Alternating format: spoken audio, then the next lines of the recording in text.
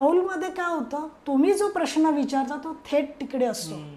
उत्तर देणारे तुमच्यामध्ये फक्त माझा हात असतो. बरोबर. तुम्ही विचारता ते उत्तर देणारे आहेत. इथे मीडियाटर तुमचा वेळ काळ काही नाही, पण तुमचं नाव आणि गोत्र लागतं. कारण एका नावाची अनेक माणसं असू शकतात. आपण कौल कसा घेतला जातो ह्यावरती पण बोलूया. वडील कुठे जाणार असेल तर बाबा नका जाऊ तिथे, काम नाही होणार. तेव्हा तर लहान होते, कुठल्या कामाला जाते ते कळायचं पण नाही.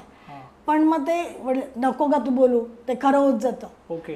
आमच्याकडे देव मारायचे नाही, कारण आमच्या घरी देवाराही नव्हता. वडिलांनी कर्मावर विश्वास ठेवला. हा लग्नानंतर पूजा पाठ हे सगळं लग्नानंतर मला कळलं. पण 2007ला मग माझी पहिली दीक्षा झाली. त्या ह्याच्यात माझे जे गुरु होते त्यांनी कुंडलिनी जागृत केली. अनेकांना स्वामींच्या आशीर्वादाने मार्गदर्शन केलं, पण त्यांना उभं केलं सक्सेसफुल.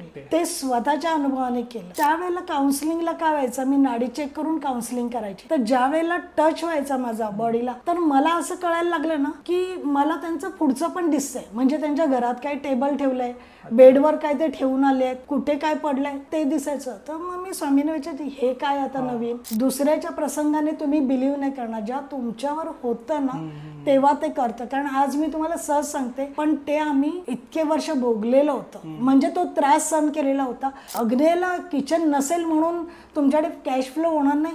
आज ठीक आहे, आणि कॅश फ्लो तुमचा अग्नेला किचन असला तरी कॅश फ्लो कधी होईल, जेव्हा ती वास्तू काय आहे, त्या वास्तूचं रूट काय आहे. मला असं झालं ना की बाजूला वस्तू फिरायच्या साधनेनंतर, म्हणजे नारळ ठेवलेत, फळं ठेवलेत, ते फिरायचे.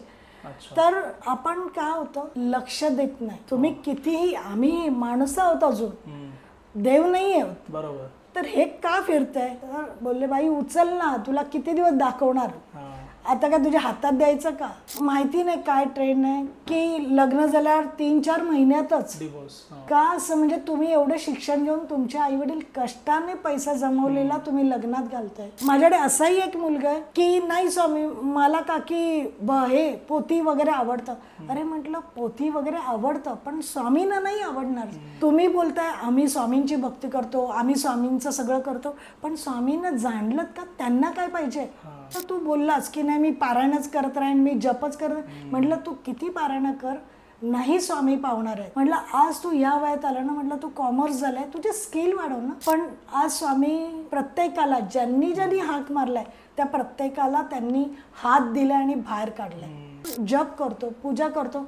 आम्ही इतके जप करतो, आम्हाला होत नाही का, होत नाहीये. त्यालाही काही गोष्टी आहेत. बघा आध्यात्मिक एक भाग सांगते. ज्या वेळेला आपण आसनावर बसतो त्याच्या खाली काही पाणी शिंपडायला लागतं, मंत्र बोलायला लागतो, ओम शुक्राय नमः इंद्र नमः. पण